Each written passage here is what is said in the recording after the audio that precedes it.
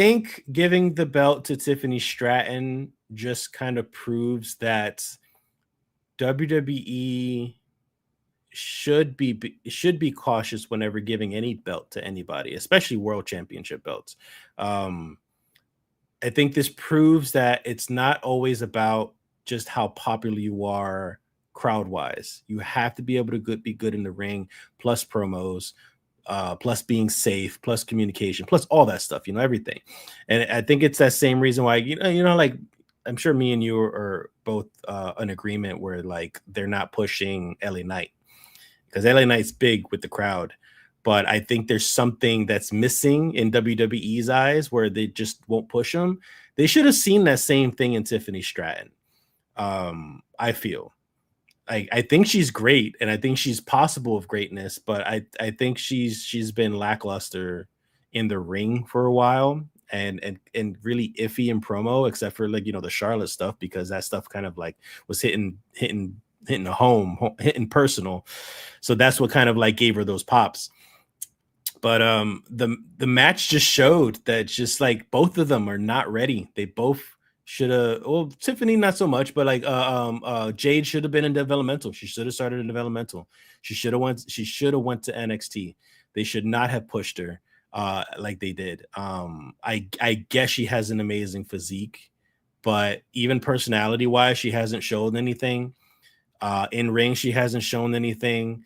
Even with the help of Naomi and Belair, like she still is not getting the momentum that they want from her. Like, so yeah, this whole match was it was sloppy, it was slow, it was unorganized, it was just messy and boring and just boring. I was just waiting for another spot to happen, and then when the spot happened, it was just like, oh, okay, they chose to do that. Great, moving on. I completely agree. This was a slop fest, a slumber. Yeah, this was. I feel that, and this is another time that I feel, and I hate to bring in another company, but they got her from AEW. Yeah. Right? And she really wasn't great in AEW. They treated her like the Goldberg in AEW. Problem is also they don't train. I'm not there. I don't know what the training practices are, but it felt like she never got proper training. She was literally someone who has an amazing body. She is gorgeous. Okay, let's just pluck you from where you came from in bodybuilding and make you into a wrestler without training her as a wrestler. And I think that it felt like, to me, WWE wanted to one-up AEW. Oh, we're giving her the real star treatment. Without saying, let's see what she can actually do first. Because it's not there. And I don't feel she has maybe improved a tad, but that's just a tad. She should have been much further ahead than where she was for that match, for the belt, being even in contention for the belt. She should have been much further ahead. And I had this conversation with you before. I wonder if this is what she wants to do, or is this a stepping stone? Because there is a wrestler. Well, there was a Kara Hogan, who I believe was in AEW. She's now on Jocelyn's Cabaret. And in her promo, whether or not she was forced to say it or she said this from her gut, she used wrestling as a stepping stone. And I'm wondering if Jade Cargill is using WWE as a stepping stone so she can be an actress, work, do fashion, be a model, be one of these big stars that is no longer wrestling because, I'm too big now. If she's, kind of like the female Rock situation. But instead of like having a passion for wrestling, and then going into acting, it feels like it's the verse. I have a passion for acting, but I'm going to do this little wrestling thing over here so that I can get to my acting. Well, to me, it just comes, yeah. I think you're absolutely right. But also keep in mind, like someone like Batista, his primary goal was to be an actor.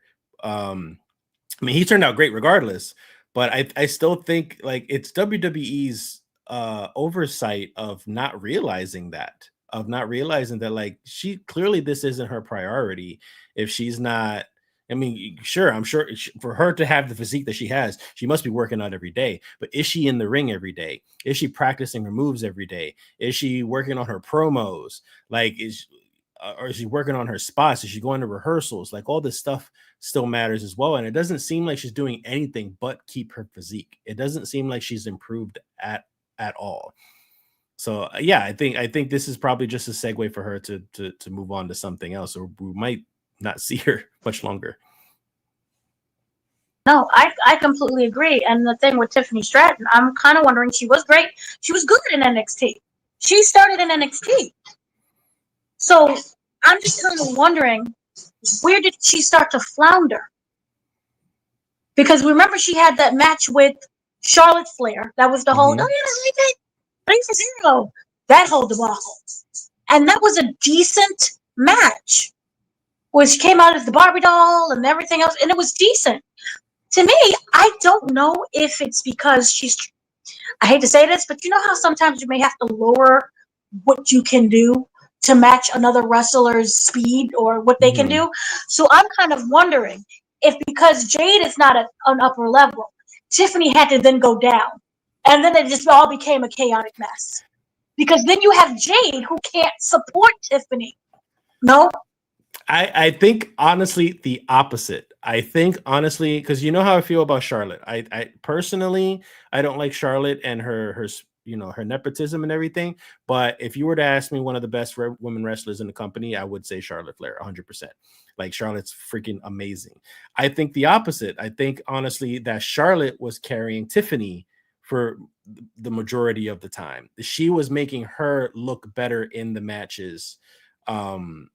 Rather than it was because it was Tiffany. It's a lot like I notice this a lot with AJ Styles. Like, AJ Styles, no matter who he wrestles, could be the worst wrestler there is. That dude knows how to carry somebody.